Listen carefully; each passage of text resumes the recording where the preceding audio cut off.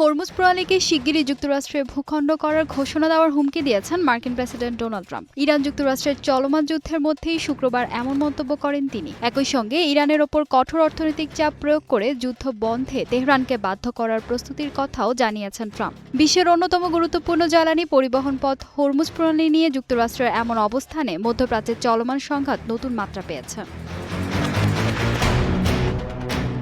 ট্রাম্পের হুমকির জবাবে ইরান স্পষ্ট জানিয়ে দিয়েছে হরমুজ প্রণালী ইরানেরই থাকবে। দেশটির উপপররাষ্ট্রমন্ত্রী কাজেম গরিবাবাদী বলেছেন, যুক্তরাষ্ট্র পরাজয় মেনে না নেওয়া পর্যন্ত হরমুজে অবরোধ কার্যকর থাকবে। ফলে গুরুত্বপূর্ণ এই নৌপথ নিয়ে ওয়াশিংটন ও তেহরানের মুখোমুখি অবস্থান আরও কঠোর হয়েছে। এরই মধ্যে যুদ্ধের অবসান নিয়ে হয় ইসলামাবাদ সমঝোতা স্মারক বা MOU নিয়েও দুই দেশের মধ্যে তৈরি হয়েছে নতুন বিরোধ।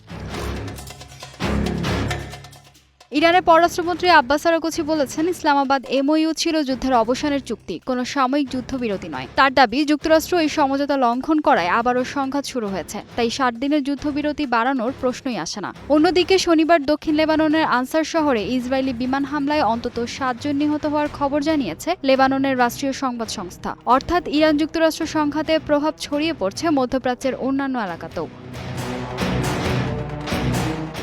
হরমুজ প্রণালী নিয়ে ট্রাম্পের টেরিটোরিয়াল ক্লেইমের হুমকি এবং ইরানের পাল্টা অবস্থান সংঘাতকে আরও জটিল করে তুলতে পারে। বিশেষ করে গুরুত্বপূর্ণ এই নৌপথে অবরোধ অব্যাহত থাকলে আন্তর্জাতিক জ্বালানি সরবরাহ ও বিশ্ববাজারে বড় ধরনের চাপ তৈরি হওয়ার আশঙ্কা রয়েছে।